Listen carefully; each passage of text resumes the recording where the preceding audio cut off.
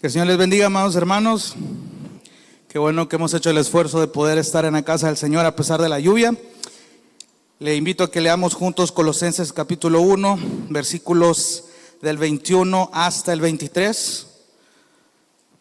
Colosenses capítulo 1 del versículo 21 hasta el versículo 23. Lo leo en la Nueva Biblia de las Américas.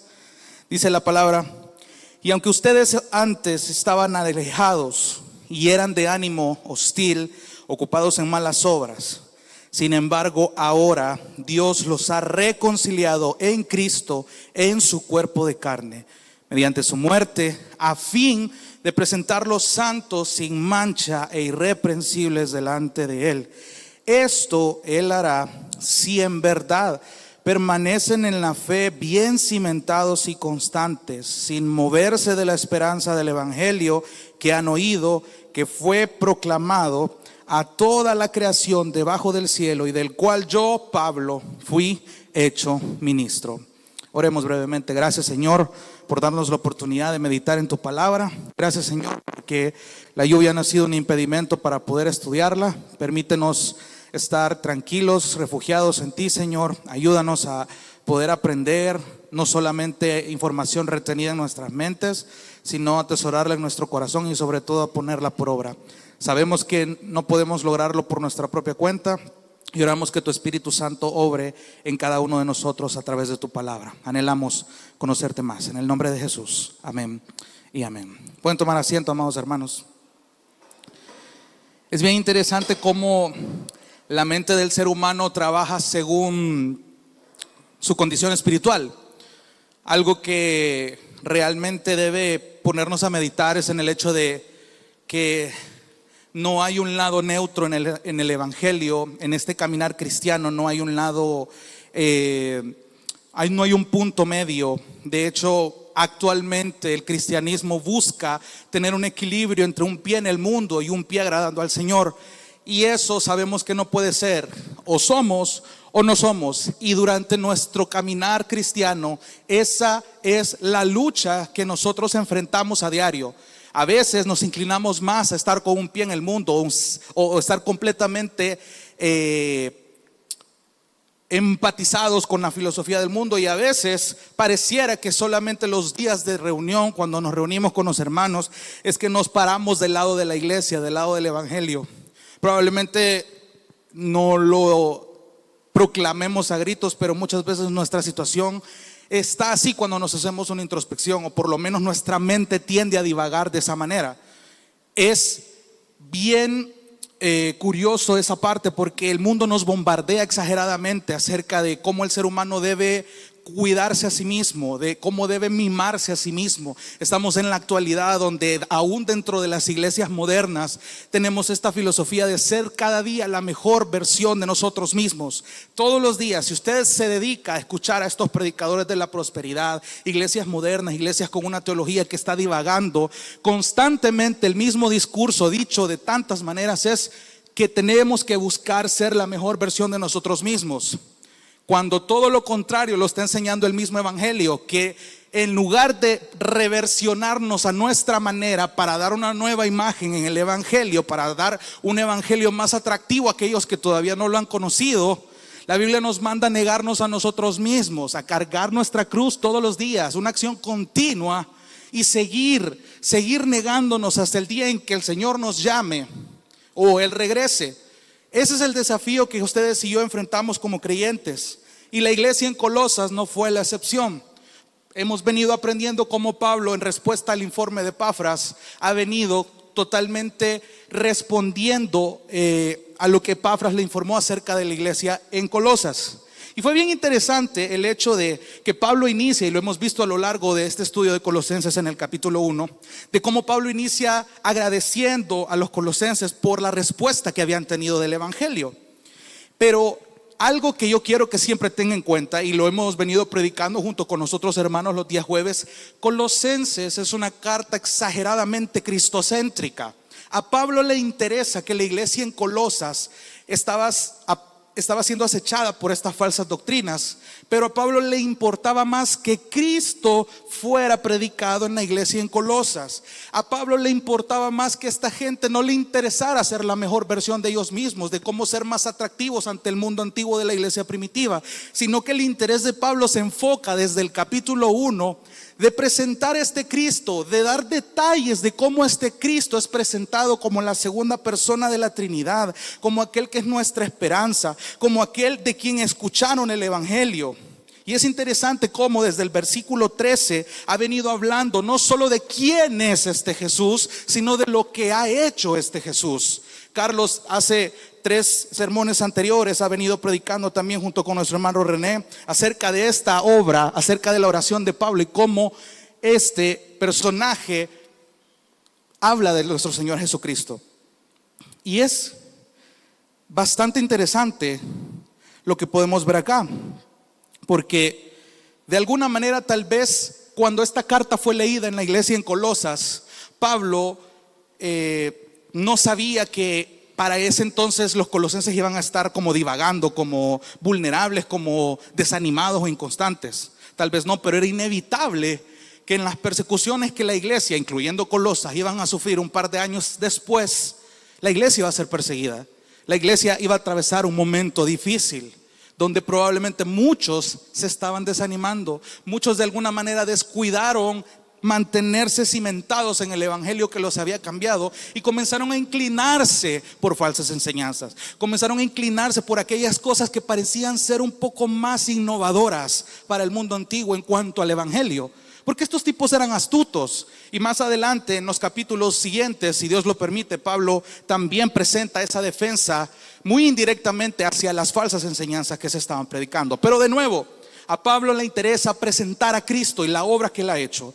Y una vez que Pablo ha venido hablando de quién es este Jesús, es interesante también el hecho de que no descarta el hecho de que los colosenses iban a pasar por momentos donde se vieran vulnerables. Y en estos versículos que leímos, yo quiero que veamos brevemente en esta predicación, ver 3 panoramas que estos textos nos revelan para apreciar la profundidad de la obra de Jesús. Una palabra clave en este texto que acabamos de leer es la reconciliación.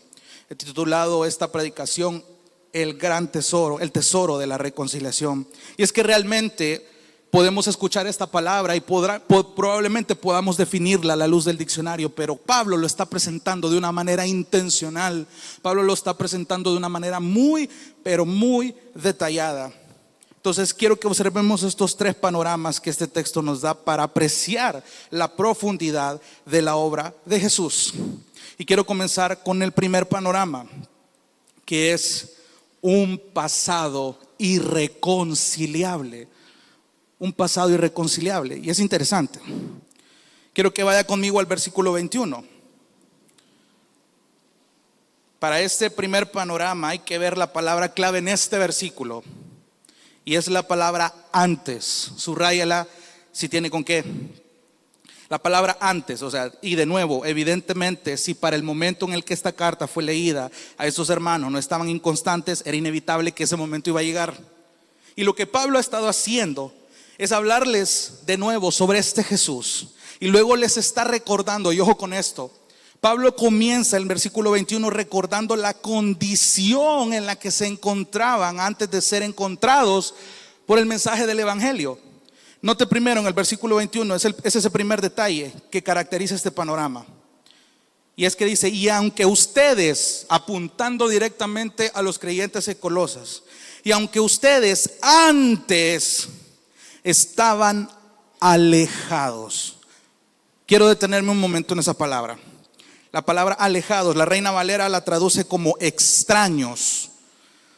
Y la palabra griega comunica un sentido de personas separadas, en un estado de separación, personas ajenas a este evangelio, alguien ajeno debido al pecado. Y no es la primera vez que Pablo enfatiza la condición espiritual.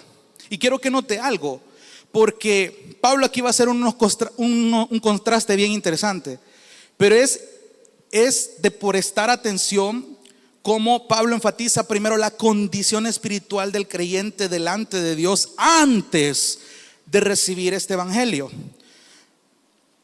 Le leo dos citas rapidito. Efesios capítulo 2 versículo 12. Pablo, hablándole a la iglesia en Éfeso, les dice algo muy similar. Recuerden, dice, que en ese tiempo ustedes estaban separados de Cristo, excluidos de la ciudadanía de Israel, extraños a los pactos de la promesa, sin tener esperanza y sin Dios en el mundo. Más adelante en Efesios 4:8, ellos, refiriéndose a los gentiles no creyentes, dice que tienen entenebrecido el entendimiento y que están excluidos de la vida de Dios por causa de la ignorancia que en ellos hay, por la dureza de su corazón. Es interesante esto porque aquí lo que está evidenciando es una condición interna, una evidencia interna. Si bien es cierto, hay una condición espiritual, y esa condición espiritual delante de Dios es que estábamos separados, es que estaban alejados, es que eran ajenos, que eran extraños. Eso no solo aplica para los de Efesios, para los de los Colosenses, eso aplica incluso para nosotros antes de conocer este evangelio. Y es vital, amados hermanos, que nosotros siempre hagamos este autoexamen cuando nos encontremos en esos momentos donde estamos vulnerables, en esos momentos donde no sabemos si estar aquí o si estar acá, o no saber dónde estamos. Pablo está siendo intencional al decir que antes ustedes, colosenses, tenían esta condición espiritual delante de Dios.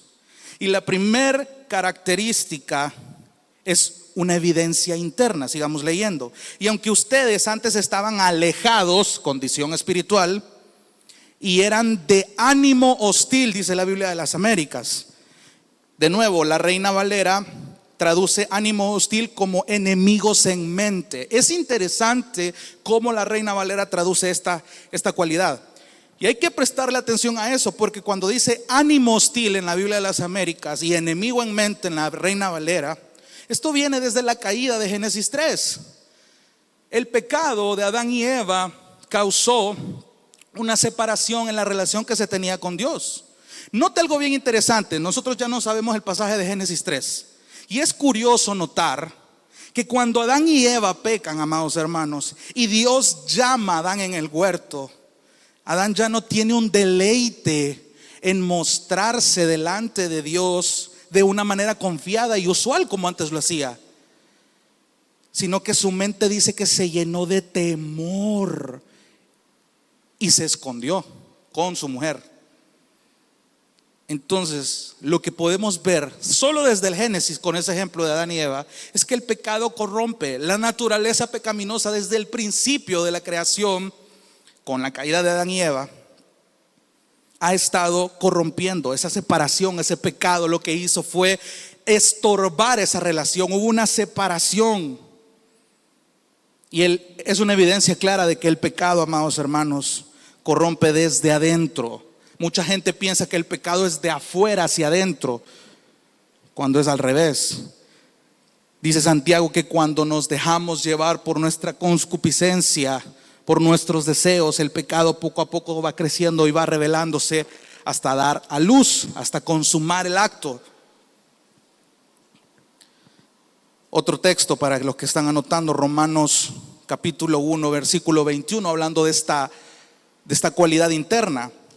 Pues aunque conocían a Dios, no lo honraron como a Dios, ni le dieron gracias, sino que se hicieron vanos en sus razonamientos, y su necio corazón fue entenebrecido. Pablo, una y otra vez, en cada iglesia a la que se dirige, comunica la misma realidad. Porque para todos los pecadores la realidad es la misma, la consecuencia es la misma. Antes de recibir este evangelio, antes de que el Espíritu Santo obre en nuestra mente y nos abra el entendimiento para entender este evangelio, estábamos completamente engañados. Estábamos separados del pecado, engañándonos a nosotros mismos, pensando que estábamos agradando a Dios con nuestro cristianismo, porque era un cristianismo acomodado a mi manera. Pablo está siendo bien intencional con los colosenses. Hay una evidencia interna. La Biblia muchas veces, para hablar de las cosas inmateriales para referirse a todo lo espiritual en el hombre, ocupa palabras como corazón, como mente, como entendimiento, para hablar de lo mismo, para decir que lo interior del hombre es constantemente acechado por el pecado. Si no está cimentado en Dios, el pecado se apodera de todo esto. Y eso debería llamarnos la atención, porque todo inicia aquí. Porque lo que pase acá se va a evidenciar tarde o temprano. De la abundancia del corazón, dice Cristo, habla la boca. Por sus frutos los conoceréis. Pero esa es una evidencia externa. Estamos ahorita hablando de lo interno. ¿En qué piensa usted últimamente, amado hermano? ¿Qué ocupa su mente? ¿Qué ocupa sus sentimientos? ¿Qué lo conmueve realmente? Cuando usted lee la Biblia, cuando usted escucha las alabanzas, cuando usted viene acá, ¿cómo trabaja su mente y su corazón y sus emociones? Toda la parte espiritual, toda la parte interna. Piensa en eso. Cómo su mente y sus emociones están respondiendo al Evangelio. Cómo su vida está siendo exhortada. A mí me encanta cómo David se autoexaminaba. Alma mía, alaba a Jehová. No te olvides de estas cosas. No te olvides de ninguno de sus beneficios. Constantemente David reconocía esta realidad porque sabía que si su mente y sus emociones no estaban cimentados en la ley de Dios, fácilmente podía divagar. Y la regó. Claro que la regó. Pero supo volver con un arrepentimiento genuino. Entonces en Colosenses está diciendo que la condición antes de este evangelio era que estábamos alejados, separados, éramos extraños. Y la primera evidencia interna que vemos era que eran de ánimo hostil, que eran enemigos en mente. Entonces la segunda cualidad que vemos aquí dice ocupados en malas obras. Pero aquí esto ya no habla de una evidencia interna, está hablando de algo externo. Hermano, todo lo que pensamos, todo lo que sentimos se va a evidenciar en lo que hacemos y eso va a revelar nuestra condición espiritual. Preste atención a su condición. Preste atención a su evidencia interna. Preste atención a lo que hace externamente. Porque Pablo está diciendo, ustedes antes tenían esta evidencia, este era el fruto que mostraban. Estaban ocupados, no tenían tiempo para nada más que cosas malas. Y es interesante de nuevo porque me encanta esta comparación entre Reina Valera y la Biblia de las Américas, porque la Reina Valera la traduce como haciendo malas obras. Y de nuevo, me encanta esto con el idioma original porque habla de una conducta continua.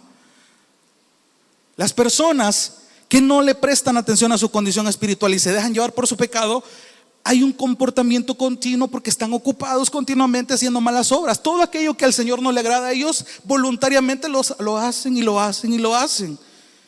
Es un resultado de una mente corrompida, de emociones corrompidas que se encuentran separados, alejados de Dios.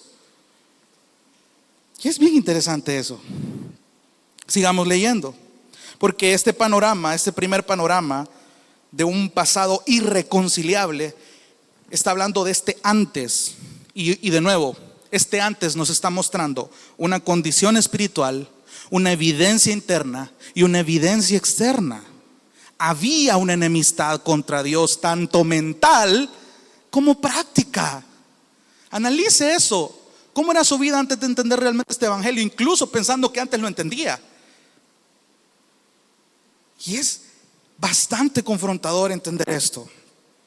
Y aunque ustedes, versículo 21, antes estaban alejados y eran de ánimo hostil, ocupados en malas obras, versículo 22, sin embargo, dice Pablo, ahora. Entonces, luego de detallar el antes, ahora Pablo trae a la memoria de los colosenses el estado presente. Y aquí quiero llegar al segundo punto, que es un presente de reconciliación. Habíamos visto que el primer punto es un pasado irreconciliable. Este segundo punto nos habla de un presente de reconciliación. Entonces la palabra clave en este versículo es ahora. En el versículo anterior la palabra clave era antes. Ahora hay un contraste en el versículo 22 que dice, sin embargo, ahora dice, Dios los ha reconciliado en Cristo. Y aquí quiero detenerme un rato.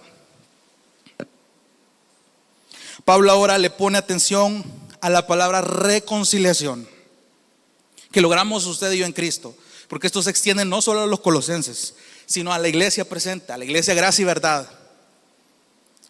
Y es muy revelador acá lo que vemos, porque en primer lugar la palabra reconciliación, y quiero darle un pequeño dato, la palabra reconciliación se deriva del latín reconciliare.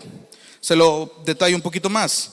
Está el prefijo re, que en el latín quiere decir volver, y conciliare, que significa concilio, asamblea, unión o reunión. Entonces la idea de reconciliare, de reconciliación, el sentido de la palabra es volver a la asamblea o volver a unir.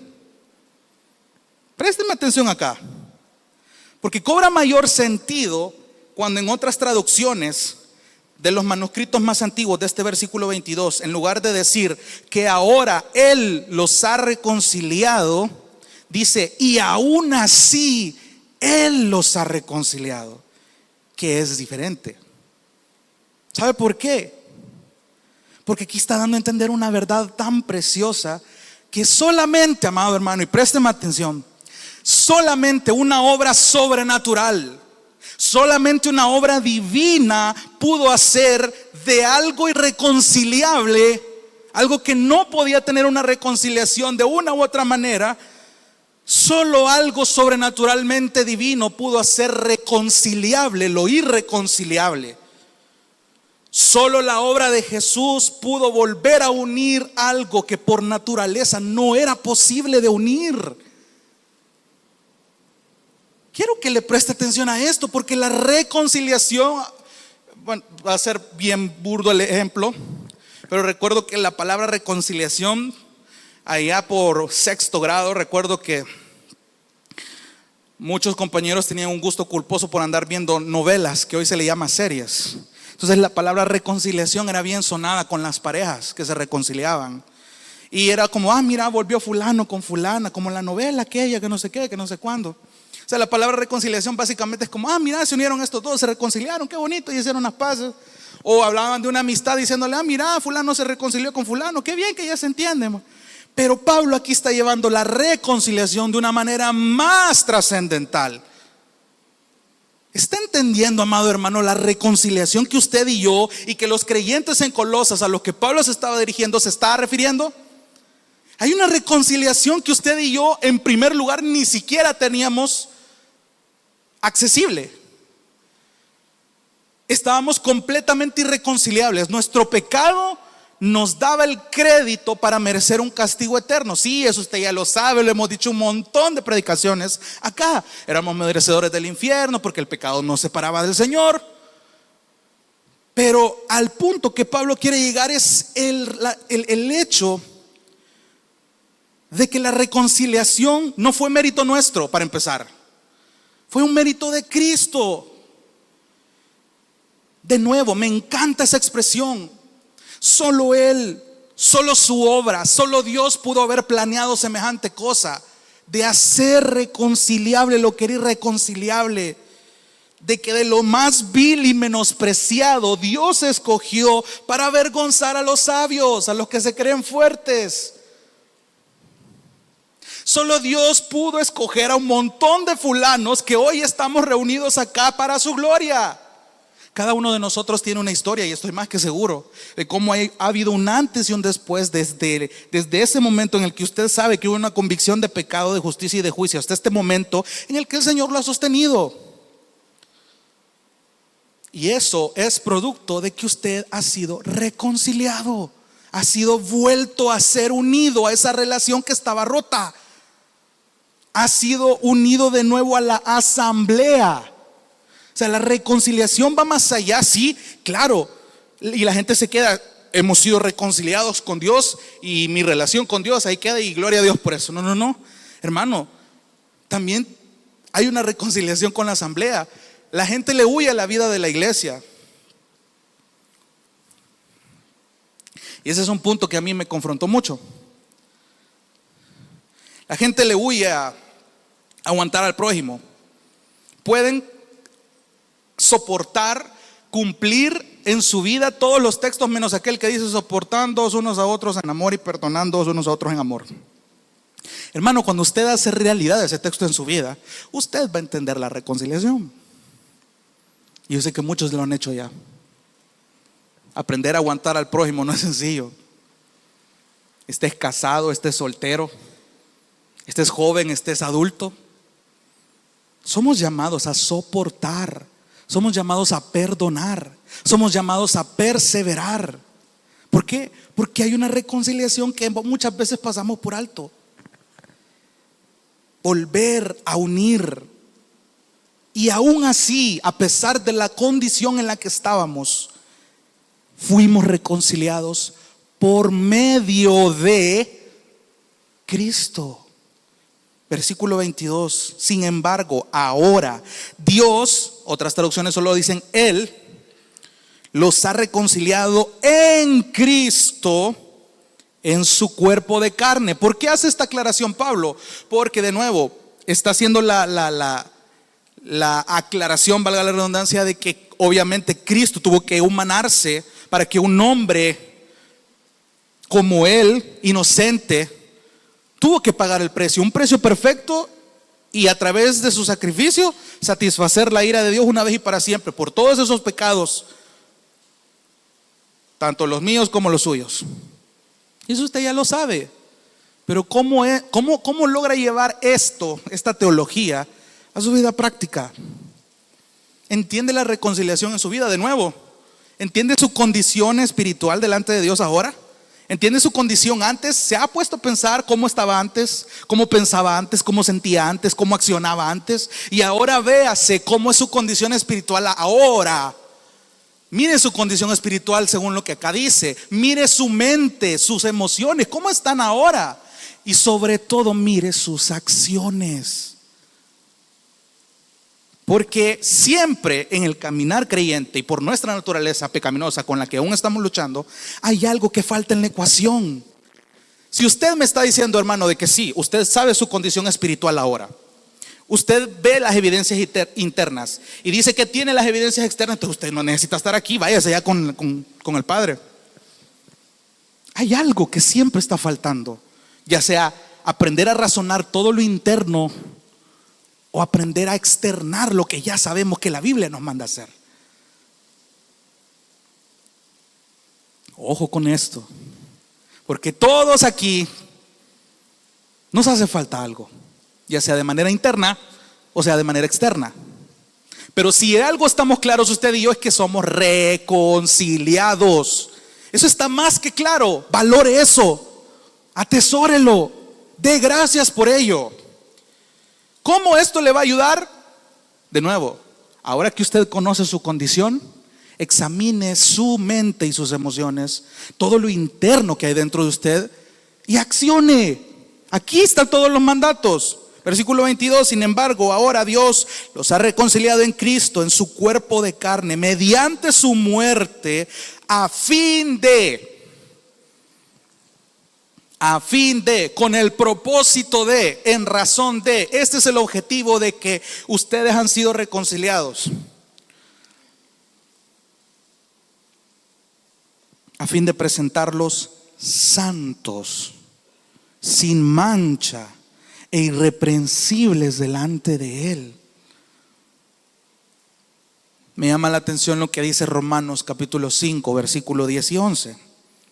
Dice, porque si cuando éramos enemigos, Pablo hablando a los romanos, del tema, ha venido hablando de la justificación, y dice, porque si cuando éramos enemigos, fuimos reconciliados con Dios por la muerte de su Hijo, mucho más, habiendo sido reconciliados, ahora que usted ya lo captó, seremos salvos por su vida.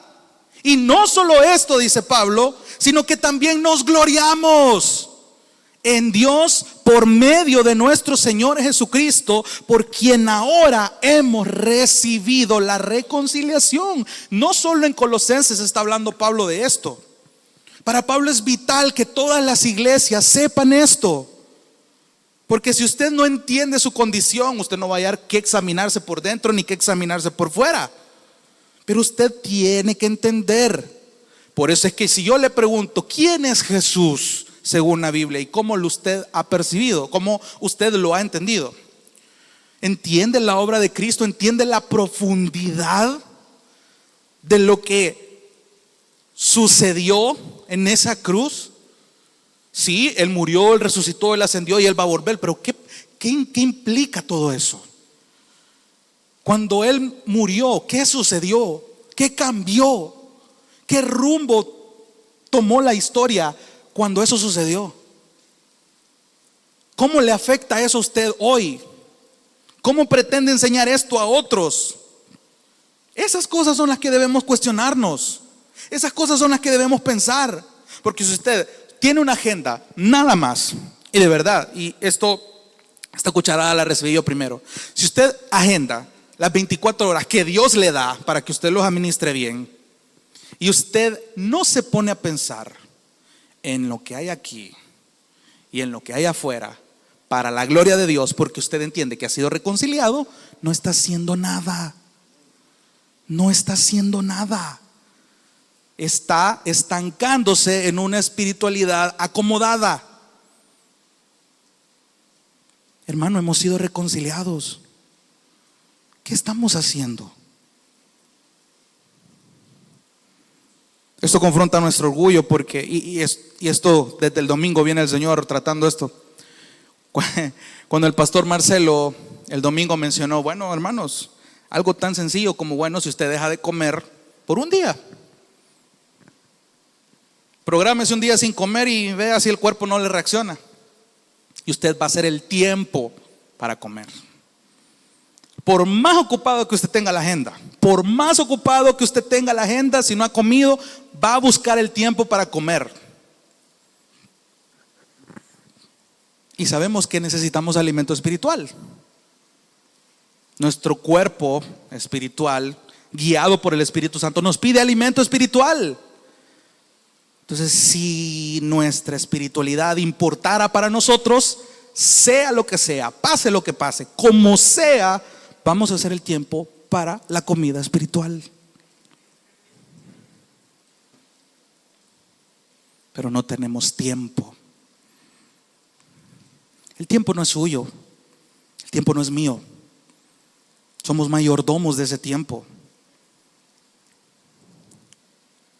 Administrémoslo bien, porque incluso de eso vamos a dar cuentas.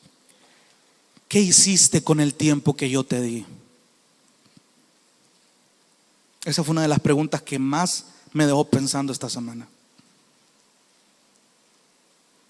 ¿Qué hiciste con el tiempo que te di? Mañana, viernes, usted y yo vamos a tener 24 horas. Hágase la pregunta como si Dios a las 11 de la noche le va a preguntar, ¿qué hiciste estas 23 horas?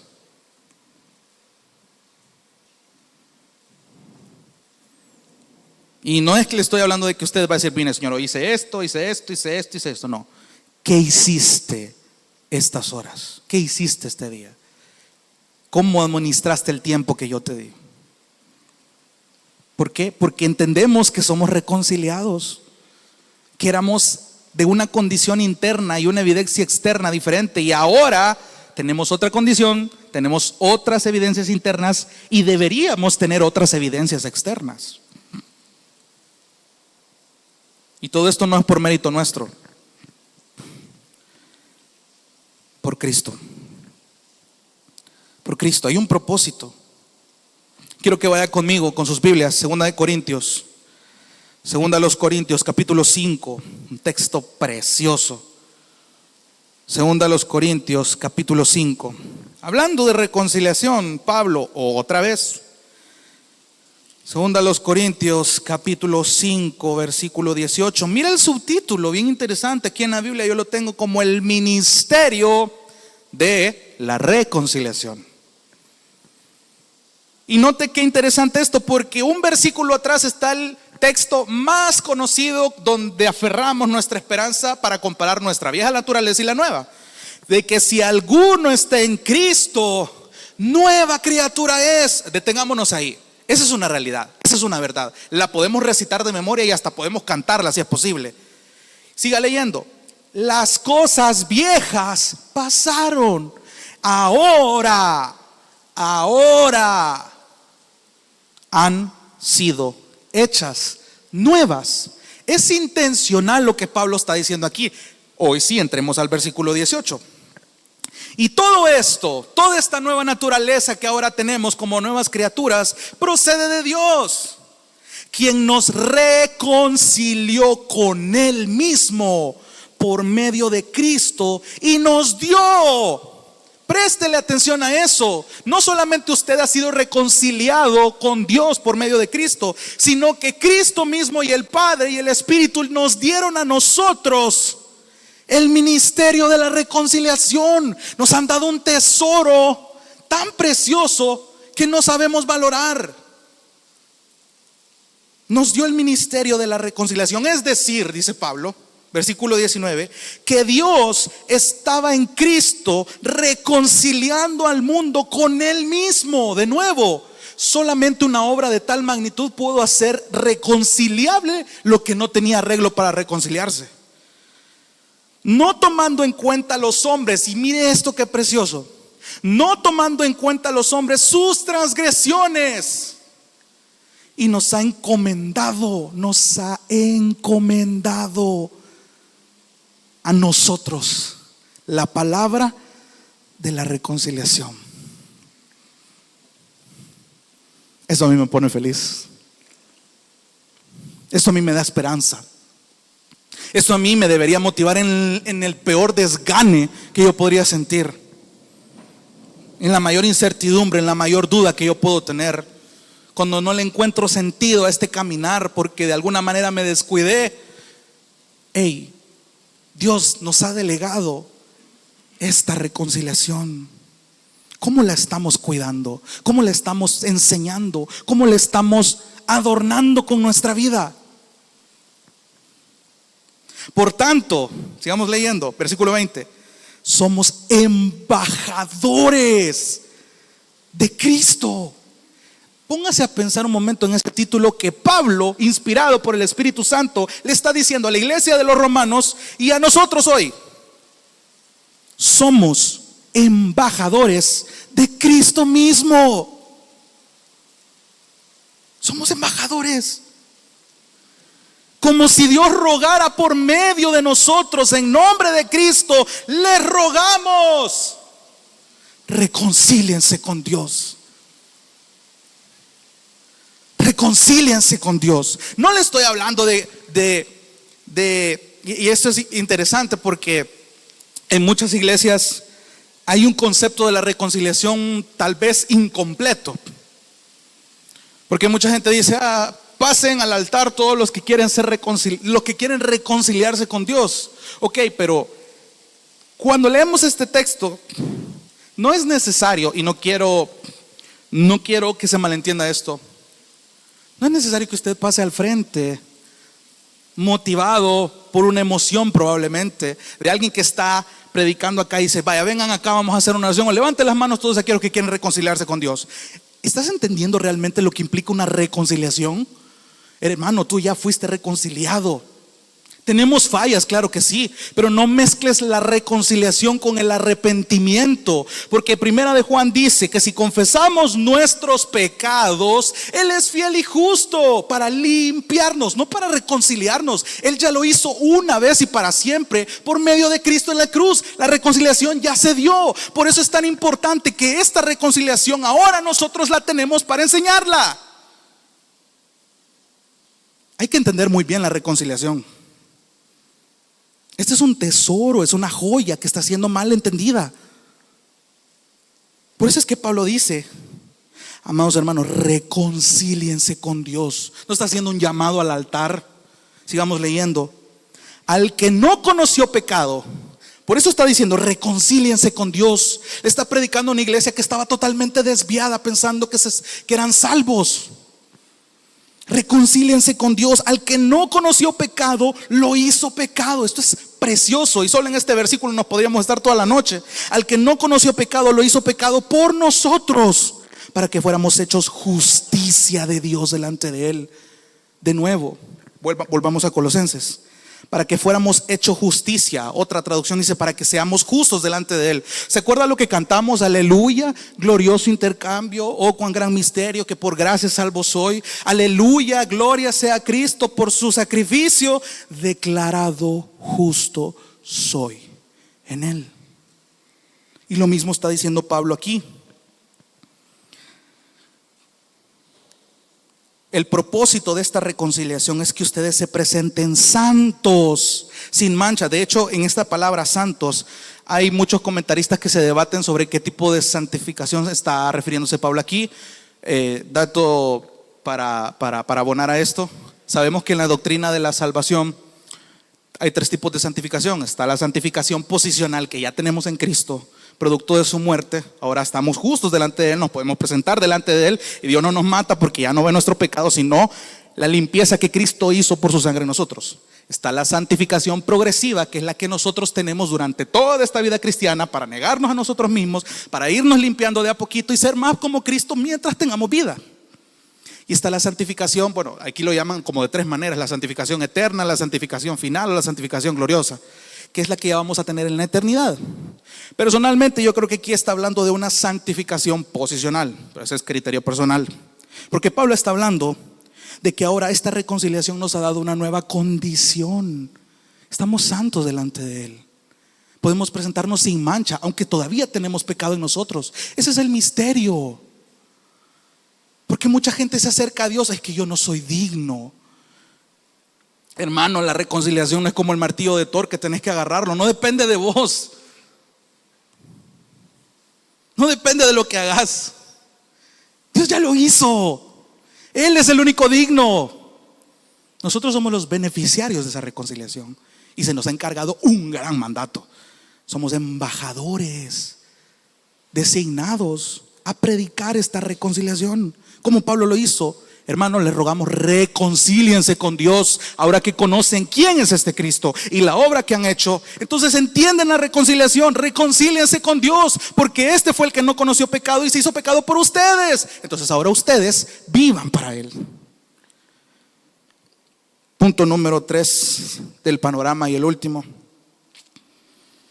De nuevo, la reconciliación nos está diciendo que ahora tenemos esta nueva condición espiritual, donde nos presentamos delante de Dios.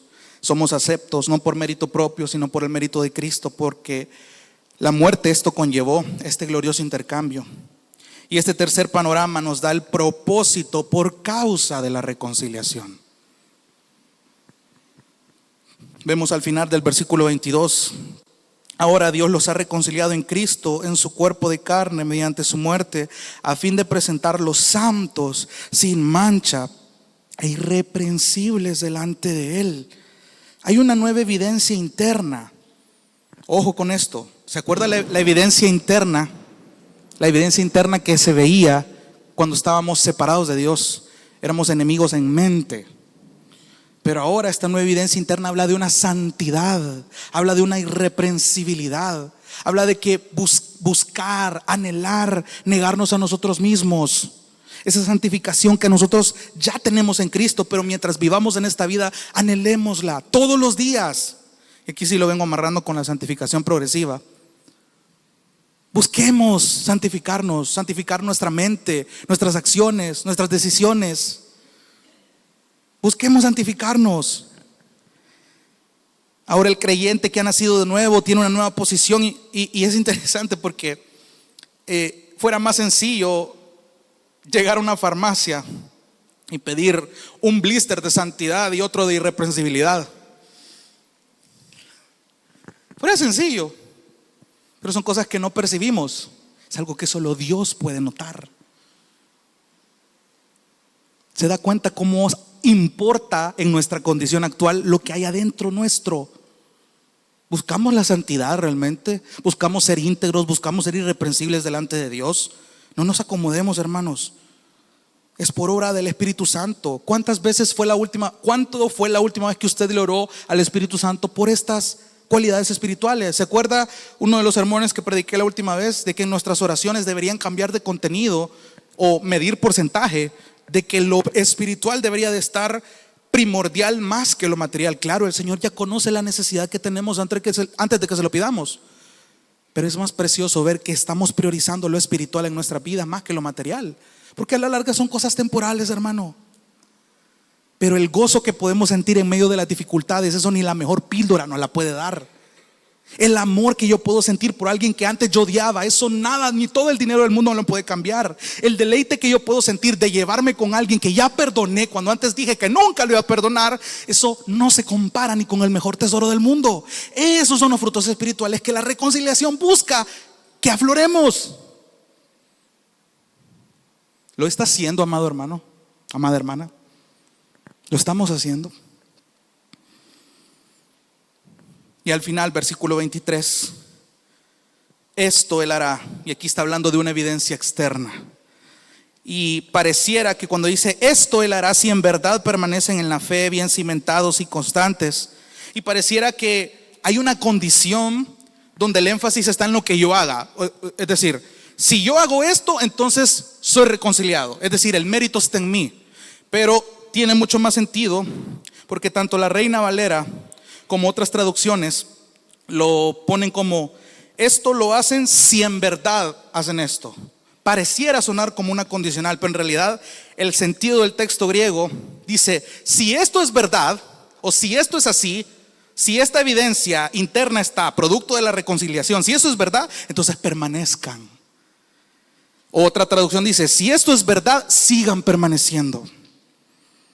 Tengan la convicción de que Dios va a obrar en ustedes para que ustedes permanezcan en la fe, bien cimentados, bien constantes, sin moverse de la esperanza del evangelio que han oído.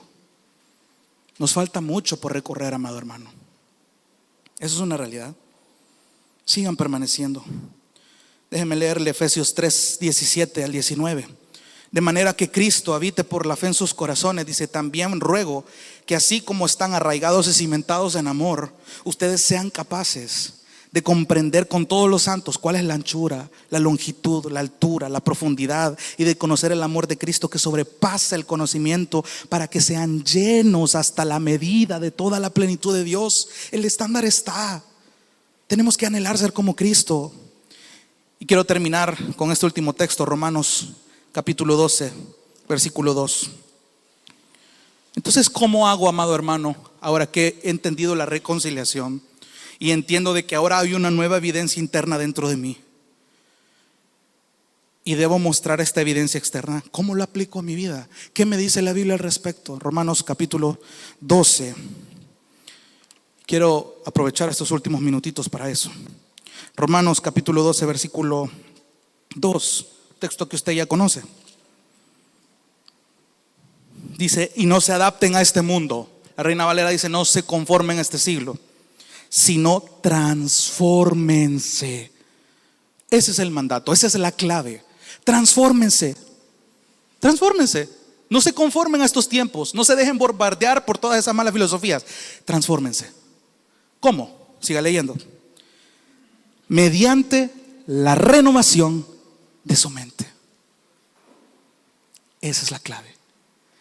Transfórmense a través de la renovación de su mente. Otras versiones dicen de la renovación de su entendimiento, para que, este es el propósito de esto, para que verifiquen.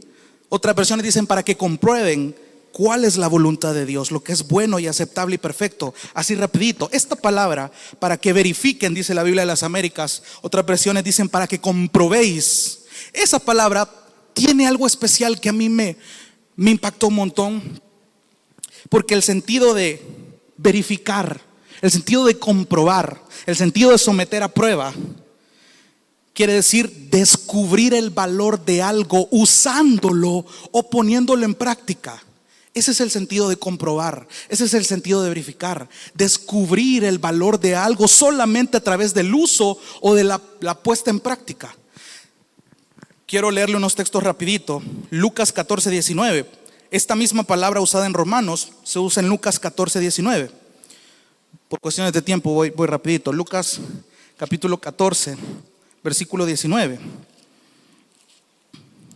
Aquí está hablando de la parábola de la gran cena. Lucas 14:19 dice: otro dijo: he comprado 5 yuntas de bueyes y voy a probarlos. El sentido es que va a descubrir el valor de estos bueyes a través de ponerlos a trabajar, a través del uso. Váyase a Primera los Corintios capítulo 3, versículo 13. La misma palabra en griego se está usando en Romanos y aquí en Corintios. Primera a los Corintios capítulo 3, versículo 13. Y aquí es más explícito. Dice: la obra de cada uno se hará evidente, porque el día la dará a conocer, pues con fuego será revelada. Esa es otra traducción para la misma palabra que se traduce como probado o como verificado. Es decir, las obras del creyente se va a descubrir el valor de estas obras a través de pasarlas por el fuego, a través de hacer ese uso. Un último ejemplo, segunda a los Corintios, más adelantito, 8:22. Segunda a los Corintios 8:22. Dice: con ellos, hablando de los colaboradores y de Tito, con ellos dice: hemos enviado a nuestro hermano, con quien hemos comprobado con frecuencia que fue diligente en muchas cosas. Entonces la idea de comprobar es descubrir el valor, en este caso del hermano, para ver si en verdad es un buen colaborador o no, a través de la práctica de vida que él tiene. Ahora vuelva a Romanos. ¿Cómo aplicamos esto? No se conformen a este mundo, dice Pablo, sino transfórmense mediante la renovación de su entendimiento, para que comprueben, que descubran el valor que tiene esto cuando ustedes lo pongan en práctica. Y vean que la voluntad de Dios es buena, agradable y perfecta para Él, claro. Pero aquí quiero agregar otra cosa más, algo que el Señor me permitió aprender. Recuerdo que una vez prediqué de que sí, muchas veces nos choca la voluntad de Dios. ¿Por qué? Porque es buena para Él, es agradable para Él, es perfecta para Él, para mí no. Pero ahora me doy cuenta, amados hermanos, de que si la reconciliación la hemos entendido y anhelamos esta santidad, a la larga lo que a Dios le agrade debe agradarme a mí. Su voluntad buena debe ser buena para mí. Su voluntad agradable debe ser un deleite para mí. Su voluntad perfecta debe ser perfecta para mí. Ese es el reto, ese es el llamado. Entonces, amados hermanos, tengamos en cuenta que en esto hemos visto 3 panoramas: un pasado irreconciliable, un presente de reconciliación y un propósito como resultado de esa reconciliación. Amados hermanos, somos embajadores de esta reconciliación, pero no vamos a lograrlo si no nos mantenemos cimentados, si no nos mantenemos firmes. Entonces, que nuestra oración, amados hermanos, sea mantenernos firmes y arraigados a este mandato. Gloria sea a nuestro Dios. Vamos a orar.